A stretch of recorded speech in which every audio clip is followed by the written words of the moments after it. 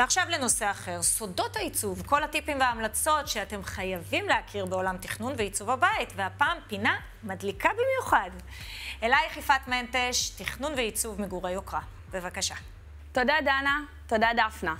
אז בואו נדבר היום על אור, אולי האלמנט הכי חשוב בבית. יש לו השפעה מכרעת על הנראות וכמובן על הנוחות. במיוחד בבתים בהם האור הטבעי מוגבל, ואז החשיבות של התאורה המלאכותית עוד יותר מתעצמת.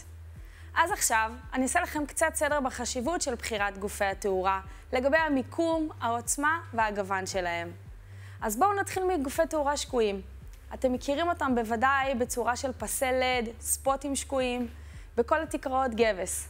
הפסים עצמם הם קלי משקל, הם מגיעים בעובי של 7 מילימטר, ואנחנו לא צריכים לעשות להם תשתית מיוחדת. הם מתאימים במיוחד במקרים בהם יש לנו חללים מאוד נמוכים, תקרות נמוכות, ואז הם מצריכים יצירת עומק בתקרה של 6 סנטימטר בלבד.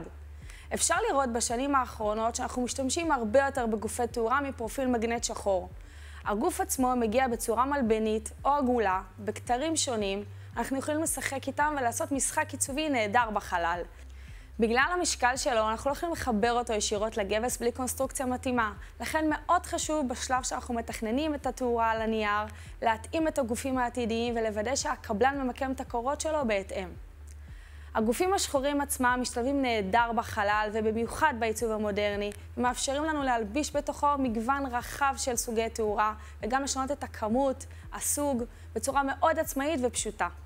יש לנו שני סוגי תאורה, שאיתם אנחנו משחקים מאוד יפה בחלל, אנחנו יכולים לחתוך אותם, לעגל, לקצר, וגם לחבר בזוויות שונות כדי לייצר המון עניין בחלל. נוכל גם כמובן לחבר אותם לדימרים כדי לשלוט בעוצמה של האור, וגם לחבר לחשמל חכם לשליטה מרחוק. אז אם פעם היינו רואים אותם בעיקר בחלל הציבורי ובעיקר בתקרה, היום אפשר לראות אותם במגוון רחב של שימושים, בתוך קירות מיוחדים, גם בתוך הבית, גם מחוצה לו. אפשר להטמיע אותם בתוך קירות מעץ, קירות אלומיניום ואפילו בתוך השיש. וכמובן, כבר לא נראה אותם רק בחלל הציבורי, אלא גם בסוויטת ההורים, חדרי ילדים, מסדרונות וחדרי רחצה מעוצבים. התאורה השקועה מהווה היום את מקור האור העיקרי, ואנחנו נצרף אליה כל מיני גופי תאורה מעוצבים שמשמשים לנו כתאורת אווירה.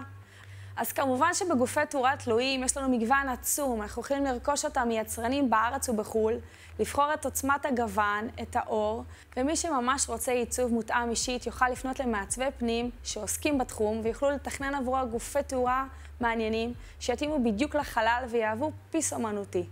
אותם מעצבים יכולים לשלוט בחומרים מהם הגוף עשוי, לגבי הגובה שלו, לשלב טקסטורות מאוד מעניינות כדי להפוך את הבית שלכם ליחיד ומיוחד.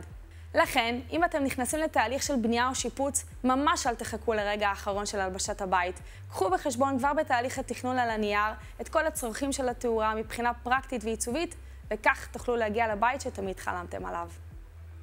תודה רבה יפעת, בהחלט הערת לנו את האולפן פה.